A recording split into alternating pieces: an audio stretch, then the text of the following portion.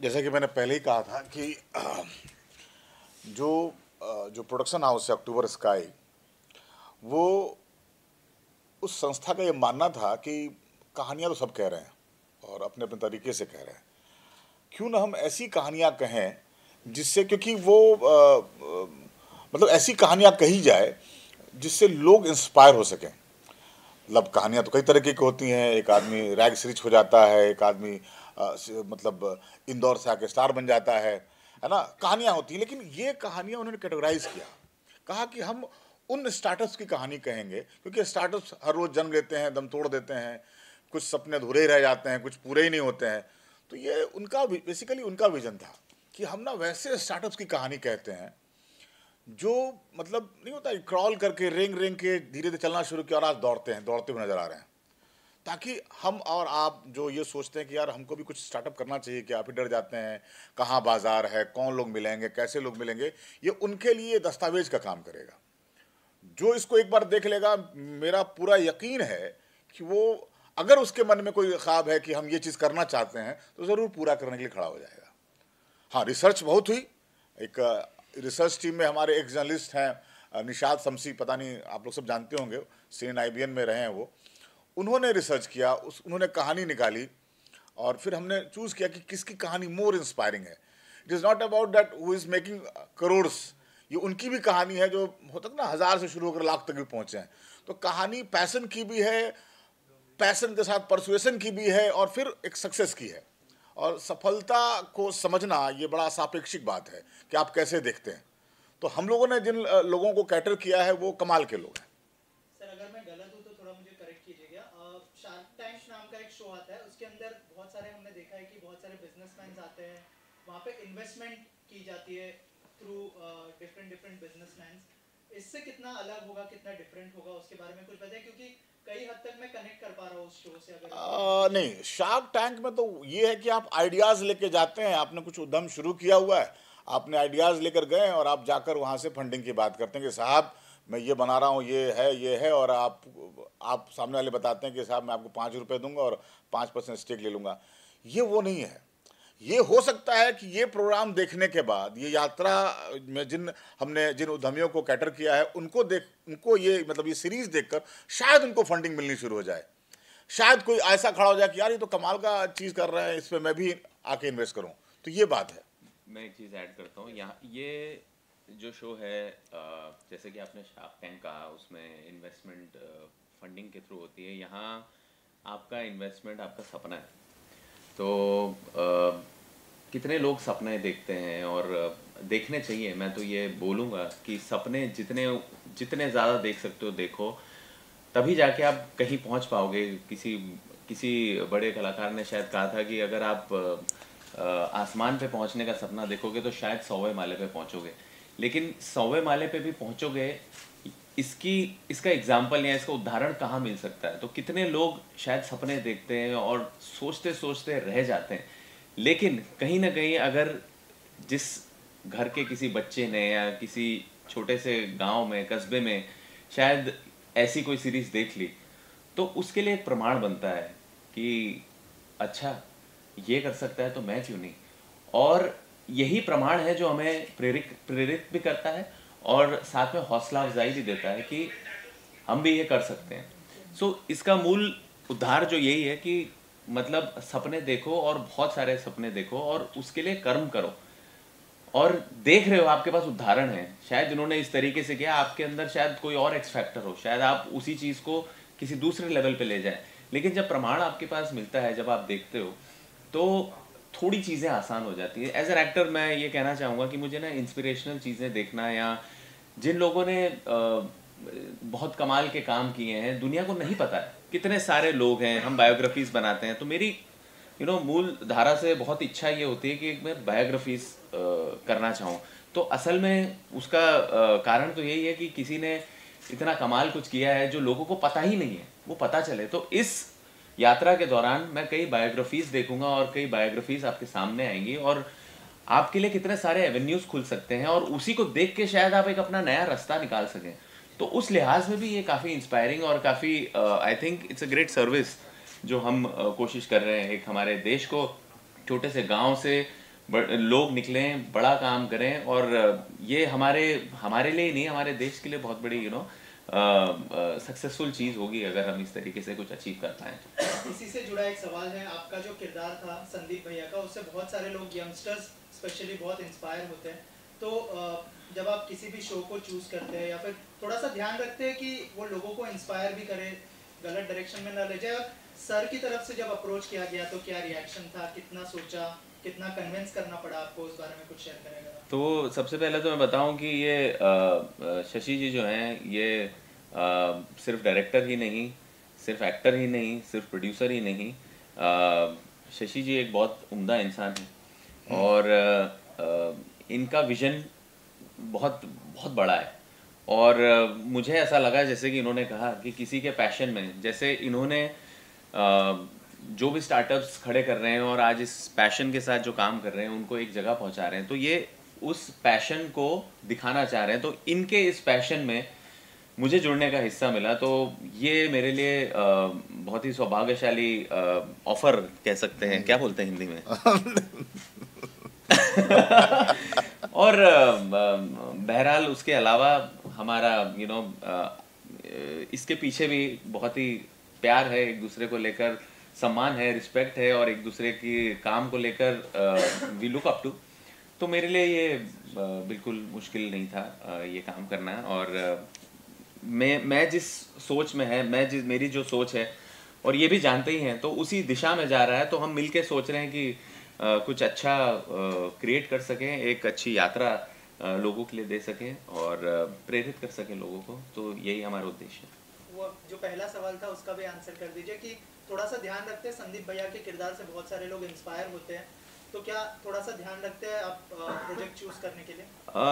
देखिए, सबसे पहले मुझे इंस्पायर होना है उस प्रोजेक्ट को करने के लिए, तो सबसे पहले वो मेरे कारण रहता है, लोग रहते हैं कि वही वाली बात है, किस जज्बे से वो बना रहे हैं, तो उसमें वो आपको फील हो जाता है। और अगर आप कहेंगे कि मैं चूज़ करता हूँ, तो मैं कहूँगा कि मैं प्रोजेक्ट्स नहीं चूज़ करता, शायद प्रोजेक्ट्स मुझे चूज़ करते हैं। तो मैं किसी भी तरह उस प्रोजेक्ट जो मुझे चूज़ करता है मैं वो कर लेता हूँ। उसी तरह यही यात्रा है, उस यात्रा में मैं जुड़ जाता हूँ। सारी पॉलिसीज उनके फेवर में बनी है, तो वो लोग भी चाहते हैं कि इस तरह की कहानी बने, इस तरह के शोज़ बने। और ये रियलिटी शोज़ है एक तरह से देखा जाए, इसमें कहीं कोई भी कंस्ट्रक्टेड नहीं है, कुछ भी ऐसा नहीं है कि हमने फैब्रिकेट करके बनाया है। जो जैसा है, अगर किसी ने अपने मतलब कुछ लोगों ने तो यहाँ तक कह दिया कि हमारा टर्नओवर कितना है ऑन कैमरा, वो हम कोशिश कर रहे हैं कि हम उसको रखें या ना रखें।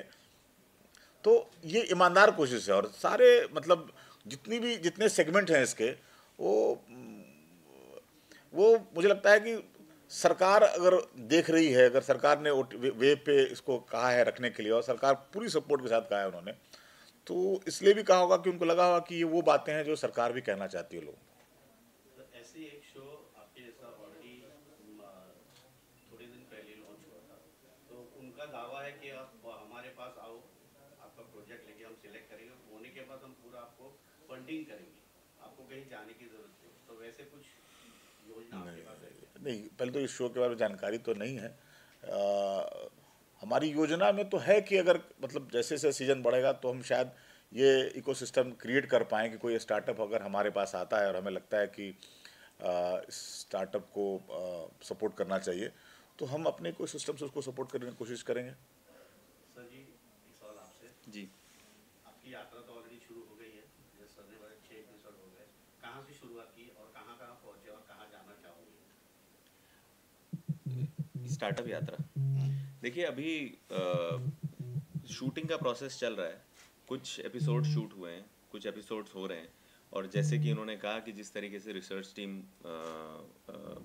काम कर रही है, तो भारत में जहाँ भी होगा हम वहाँ पहुँच जाएंगे, वहाँ हम शूट करेंगे। और जिसकी लगा कि ये कहानी दिखाना बहुत ज़रूरी है, तो हम वहाँ जाके शूट करेंगे। और ये तो भी शुरुआत है, हम लोग कोशिश करेंगे कि जितना ज़्यादा हो सके भारत के छोटे छोटे कस्बों की, जहाँ जहाँ की कहानी हम पहुँचा सकें, हम कोशिश करेंगे वो पहुँचाएँ। एंड बहुत सारे प्रोसेसेस चालू भी हैं बहुत बहुत जगहों से, कहाँ कहाँ से हम जा सकते हैं। तो सारी फिजिबिलिटी देखनी होती है, और उस तरीके से फिर हम लोग शूट करेंगे एंड प्लान करेंगे, and will try to cover the maximum. अभी हम लोग जयपुर, कानपुर, पटना किए हैं। अभी हम लोग चंडीगढ़, देहरादून, गुवाहाटी, बनारस, ये 4 सीटें भी वापस योजना है हमें। तो उसमें एक और इंटरेस्टिंग बात है कि अगर कोई एपिसोड को देखेगा ना, तो जो भी एंटरप्रेन्योर है जो अपनी कहानी कह रहे हैं, वो अनुभव उनके खुद के अनुभव हो सकते हैं देखने वाले को। उनको समझ में आ जाएगा कि स्टार्टअप कैसे शुरू हुआ, हमने कैसे फंडिंग ली। जाहिर सी बात है, एक्सपीरियंस हो गया ना कि आप, तो वो जो बात कर रहे हैं वो रियल बात कर रहे हैं, कैसे उन्होंने फंडिंग ली। तो सामने वाला अगर कोई देख रहा है तो उसको भी समझ में आया, अच्छा ये तरीका है। दूसरा, जैसे मैंने भाई साहब का आंसर किया था ना कि एक इकोसिस्टम बनाने की कोशिश में लगे हुए हैं कि कोई इंटरेस्टिंग स्टार्टअप आ गया तो हम कैसे उसको उसके साथ हम पार्टनरशिप कर सकते हैं, या कैसे उसको कनेक्ट करवा पाए, कैसे उसको गवर्नमेंट की पॉलिसीज के तहत उसको और आगे बढ़ाएं, वो सब है। और क्या अश्नील ग्रोवर से भी कुछ बात हुई? मतलब इसमें टाइटल में भारत है। हाँ, गुलशन ग्रोवर से बात हुई है। नहीं, ये बिल्कुल इसमें सारे ग्रोवर और कपूर सब हम ही लोग हैं इसमें। अच्छा, और एक मतलब रिसर्च क्या निकला कि मतलब इंडिया का कौन सा ऐसा स्टेट है जहाँ पर स्टार्टअप को लेकर युवाओं में सबसे ज्यादा मतलब जिज्ञासा भी है और एक टेम्परामेंट भी है। और उसमें अगर मैं कहूँ, क्योंकि आप बिहार से हैं, तो उधर के युवाओं में क्या आपको नजर अरे आता कमाल है, है कि नहीं? बहुत है। तुम देखो, एक रोडवेज है, हनुमान वाले तो यहाँ बॉम्बे में भी उनका भी है कि कोई आए ना आए, हनुमान आएगा। कैचलाइन है, अरे हनुमान एम्बुलेंस। मतलब उन्होंने रेलवे से टाइप किया हुआ है, पवन हंस से टाइप किया हुआ है, मतलब और कमाल का स्टार्टअप है। उन्होंने कोरोना में शुरू किया और स्टार्टअप अच्छा चल रहा है। देहात देहात गूगल करो, शशांक की कहानी मुझे लगता है लाखों युवाओं को इंस्पायर करेगी। और बहुत अर्ली एज में उसने शुरुआत की थी, तो आज देखो, आज मुझे लगता है कि 8-9 हज़ार करोड़ का तो बिजनेस है उन लोगों का। इसी तरह कई हैं, वही नहीं, इसके अलावा बिहार में तो पूरा इकोसिस्टम है। पटना बेट्स देखो, बिहार स्टार्टअप एसोसिएशन है, कई सारी चीज़ें हैं। मैं कह रहा हूँ कि ये जैसे बेंगलोर में कहता है ना कि पत्थर मारो कि किसी स्टार्टअप पे गिरेगा, तो बेंगलोर में तो है ही, मुंबई में भी है, दिल्ली में भी है। आइडिया यही था कि यार हम चले कोटा में, चले कोटा में स्टार्टअप क्या कह रहा है, हम गुवाहाटी में चले, वहाँ कौन सा स्टार्टअप है, कितना। तो ऐसा नहीं है कि कहीं से कहानी आ रही, रिसर्च भी लग रहा है, क्योंकि उसकी प्रमाणिकता भी तय करनी है। मतलब अब कोई कोई समोसे की दुकान चला रहा है और अचानक से उसको बड़ा कर दे, तो वो उसको हम कैसे स्टार्टअप समझेंगे, समझ रहे हो। तो वो सब भी कई कई पहलुओं पे हम कहानियों को देखते हैं, फिर हमें लगता है कि कौन सी बात कहनी चाहिए। और सनी, आपसे सवाल कि ये शो जो है वो मतलब इस पे आ रहा है, वेव्स पे आ रहा है, क्योंकि आपकी पॉपुलैरिटी नेटफ्लिक्स, अमेज़न और इस तरह के प्लेटफॉर्म की है, ठीक है। तो ये मतलब थोड़ा सा शक था कि क्यों हम मतलब वेव्स पे आ रहे हैं, चलो यार नेटफ्लिक्स को ट्राई करते हैं, अमेज़न को ट्राई करते हैं, या नहीं? देखिए, मेरा नज़रिया थोड़ा सा अलग है।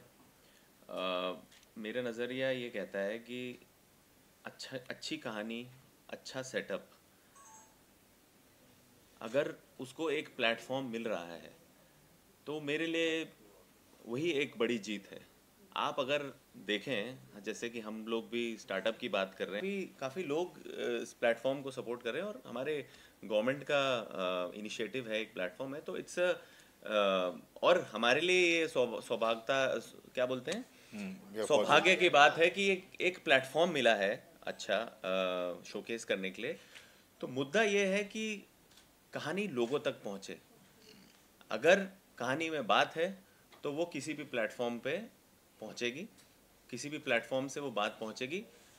ठीक है, आज वेव्स ने हमें सपोर्ट किया है तो हम आभारी रहेंगे वेव्स के। आगे जाके क्या पता किसी और प्लेटफॉर्म पे आए ताकि और रीच हो। धीरे धीरे क्या पता वेव्स की इतनी बड़ी रीच हो जाए कि कहीं जाना ही ना पड़े। तो शुरुआत तो हमें भी कहीं ना कहीं तो करनी होगी ना, ये भी तो एक स्टार्टअप का रूल है। तो if we start judging that then it is no good on our part. सो मुझे लगा कि एक अच्छी अपॉर्चुनिटी है, अच्छे लोग हैं, अच्छी बात कहना चाह रहे हैं, मेरे लिए वो ज़्यादा बड़ी थी।